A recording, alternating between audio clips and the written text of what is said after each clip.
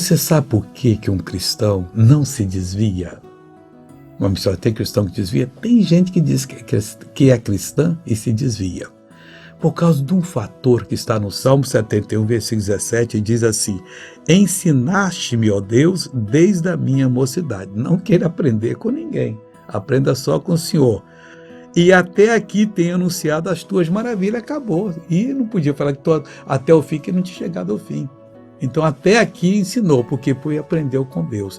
Quando você aprende com o Senhor da palavra, você nunca mais esquece, você nunca mais é enganado pelo inimigo e você nunca mais perde uma batalha. Então procure aprender do Senhor, da Bíblia Sagrada, aquilo que falou o seu coração. Aquilo é o seu tesouro, aquilo ali é a sua oportunidade de vencer todas as situações adversas que lhe chegam. E assim você será muitíssimo abençoado. Em nome de quem, missionário? Em nome de Jesus de Nazaré. Veja esse testemunho. Qual que o senhor não escutava? O esquerdo. Nada? Ali era meu filho, entendeu? Também esse... Era pai e filho sofrendo? Como é que é o seu nome? É Gilmar. Você que é o Gilmar, o David é o filho. Ele é o filho. O Gilmar, você, quer dizer, se tapasse o direito, você não ouvia nada? Não ouvo nada. Então tapa o direito aí. Vira lá pro povo lá. É Gilmar. O Dionísio da Silva.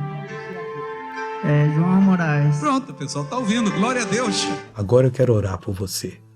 Pai, em nome de Cristo, eu peço a unção sobre essa vida, o poder do Senhor sobre essa pessoa, e vou usar a autoridade que me tens dado para ela ser abençoada. Em nome de Jesus, todo mal sai dessa vida, vai embora, eu determino em nome de Jesus. Amém.